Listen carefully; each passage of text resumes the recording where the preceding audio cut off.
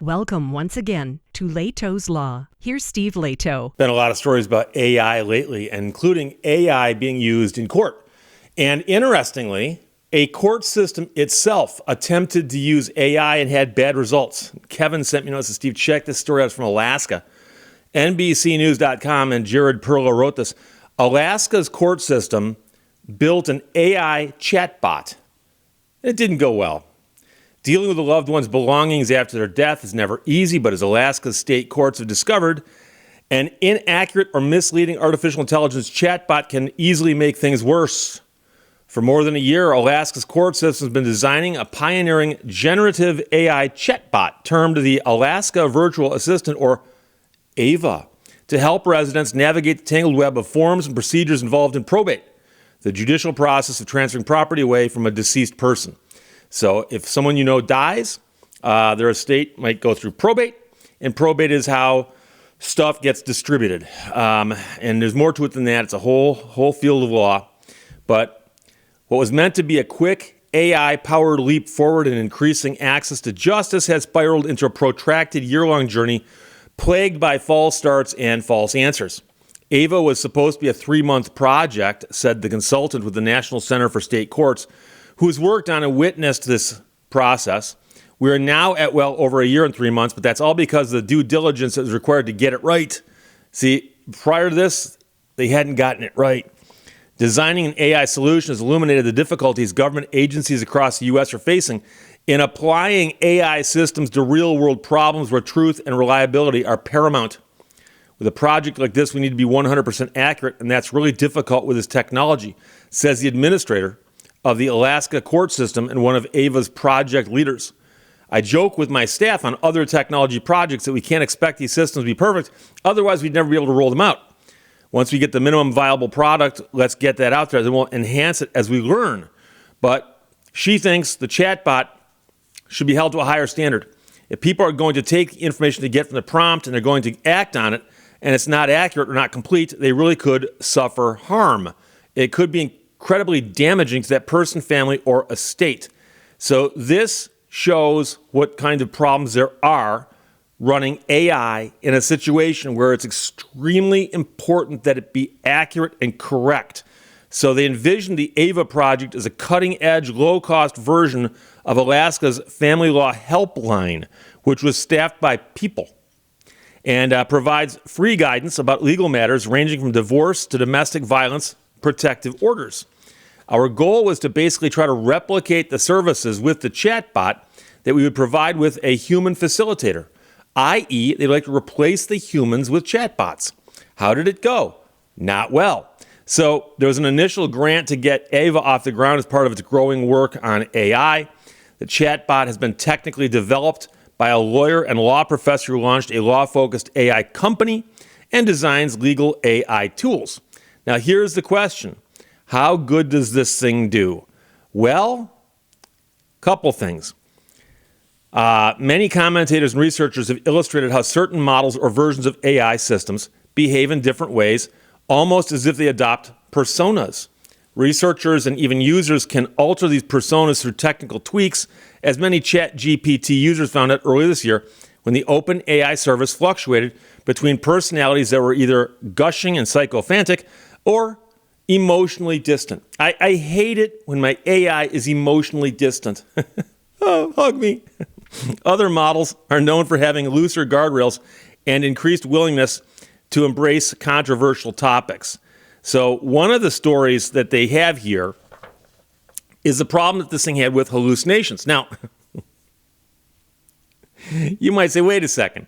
A chatbot that's designed to just give basic guidance on what to do when you're in probate court for, beginners, for lack of a better word.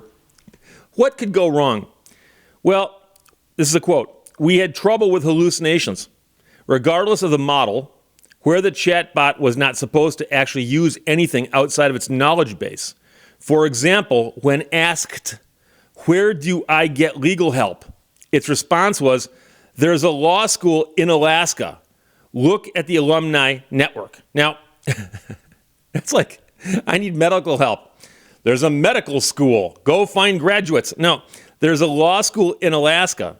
Go look at the alumni network. I've never told somebody to go look at the alumni network of a law school to find legal help. But number two is a bigger problem. There's no law school in Alaska.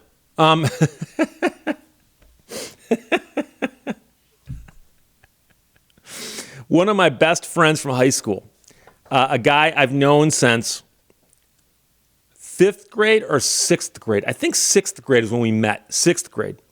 A guy I've known since 6th grade is an attorney in Alaska. And he's been in Alaska since 1990 or so, maybe earlier than that, because he graduated law school before I did. But he's one of the guys who encouraged me to go to law school. And he's in Alaska now, and he loves it up there, absolutely loves it up there. He's doing very, very well for himself. He loves to hunt and fish, so good news for him, bad news for the fish. But where do I get legal help? There's a law school in Alaska, so look at the alumni network. So you have to ask yourself, why would it say there's a law school in Alaska when there isn't one? It just assumes there's law schools everywhere. And then why would it assume the alumni network of a law school is the best place to get legal help? Because that was the question. Where do I get legal help? A better answer probably would be contact the local bar association. And most bar associations have referral services, or many of them do. And if you call the Oakland County Bar Association in Oakland County, Michigan, and say, hey, I'm looking for a probate attorney, do you know of any? They'll have a list of them. And go, how many do you want the names of? Give you the names and phone numbers of 3 or 5. How many do you want? We got them right here. That way you're not calling up somebody who goes, I don't do probate. So there are all kinds of problems, but the AI industry would like you to know that hallucinations have decreased over time and present less of a threat today than they did even several months ago. So you always got to put that in at the end of the story, just in case. What's the other side of this? Well, I guess they're not as bad as they used to be. But one thing you have to understand, and I'm a lawyer, I've been in so many courts, I probably could figure it out, because I could get a map of Michigan and cross off the circuit courts for the counties I've been in, and then try to remember most of the district courts I've been in. I could eventually figure out how many courts I've been in, but it's a lot. It's a lot. And I've been in a lot of court clerks' counters, the counter where the court clerk is, where stuff gets filed, okay? And there's usually a sign on or near that counter that says, clerks cannot give legal advice. And the reason they do that is that otherwise people would show up in court and go, hey, look, I'm being sued right now. I got to go in there and, I was supposed to be in there 8 minutes ago. However, I'm being sued for fraud. Can you tell me the elements of fraud? So they got a big old sign. Clerks cannot give legal advice. Okay? So you walk up to the counter and start asking legal questions. They say, can't help you. Sorry, we can't give you legal advice. And I know some people who think that's harsh. And the funny thing is, I recently experienced this myself as not as an attorney, but as a roundabout way, a litigant.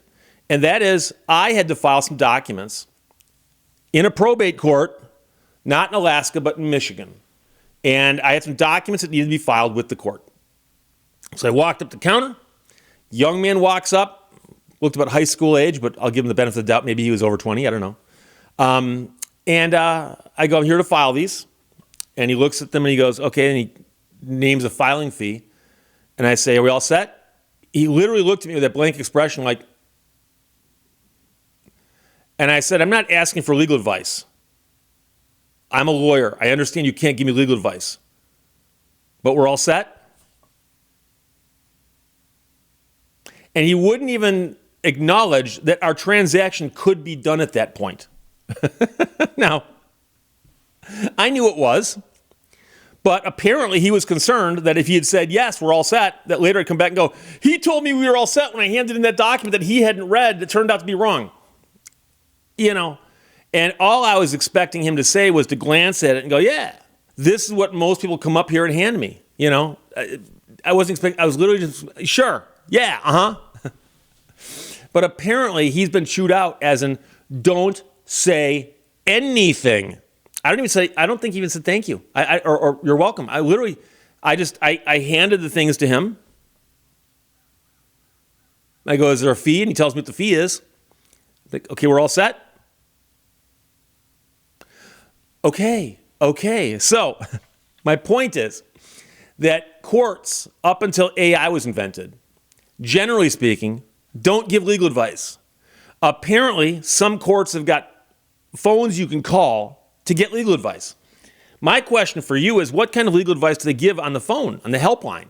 Do they give legal advice, or is it more of the how to fill out a form advice? Because I have no problem with that. I can tell you right now, a small claims court complaint form is very simple. However, I've had people tell me they got confused by it. And so I can understand that because it's daunting. I'm suing somebody. It's going to be like Judge Wapner. I got to know what I'm doing here, right? Your name goes there. Who are you suing? Their name goes there. Do you have their address? You're going to need their address. Okay. And then there's a box that says, please explain to us what happened. Why are you suing this person? You can put it in plain English. Describe what happened. If they stole money from me, they wrecked my car, whatever it might be. Okay? I'm not saying those are good causes of action. I'm simply pointing out things that people could say. I'm not giving legal advice. But there's a big, big gulf in the middle between how to fill a form out and how to handle portions of an estate.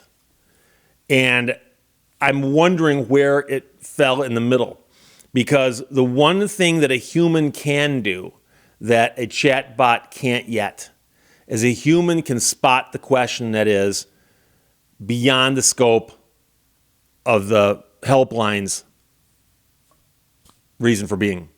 So if somebody calls the helpline and says, hey, I got a question, I'm drafting a will, and I want to make sure that the people who inherit from me get outside of the taxes for whatever, and you start explaining, the helpline person will go, I'm sorry, that's not what we're here for. Is the chatbot going to say that also? Or is the chatbot going to say, oh, there's a law school in Alaska. Go look at the alumni network. That's my number one concern, is that the person can spot the bad question. I don't know that the AI can. Number two, the hallucinations are still an issue. They're comical, they're amusing, but they're still an issue.